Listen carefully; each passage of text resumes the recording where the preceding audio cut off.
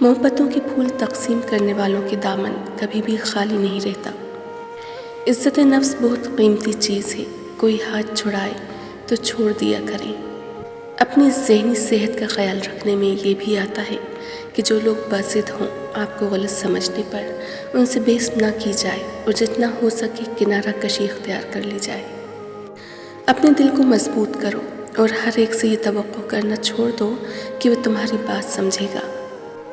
اگر تم اپنے رب پر بہت بھروسہ رکھتے ہو تو یہ بھی جان لو کہ تمہارا رب اس بھروسے کو کبھی ٹوٹنے نہیں دے گا۔ ہم سب کسی کے لیے ایک مثال اور کسی کے لیے ایک سبق ہوتے ہیں، ہم سب پرفیکٹ نہیں ہوتے۔ کسی انسان سے اتنا ہی لگاؤ رکھیں جتنا آپ اس کی علیحدگی یا نفرت کا دکھ برداشت کر سکتے ہیں۔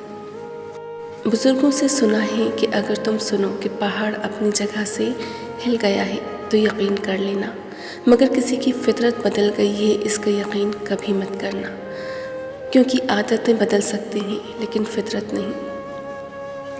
زندگی میں کبھی بھی اپنے ہنر پر غرور مت کرنا، کیونکہ پتھر جب بھی پانی میں گرتا ہے تو اپنے ہی وزن سے ڈوب جاتا ہے۔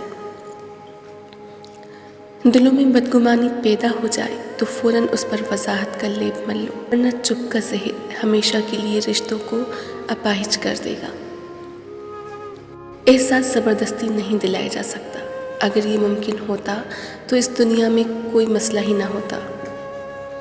عزت سے اپنی جگہ تنہا کھڑے رہنا اس ساز سے بہتر ہے جو آپ کی عزت نفس کو کچل ڈالے۔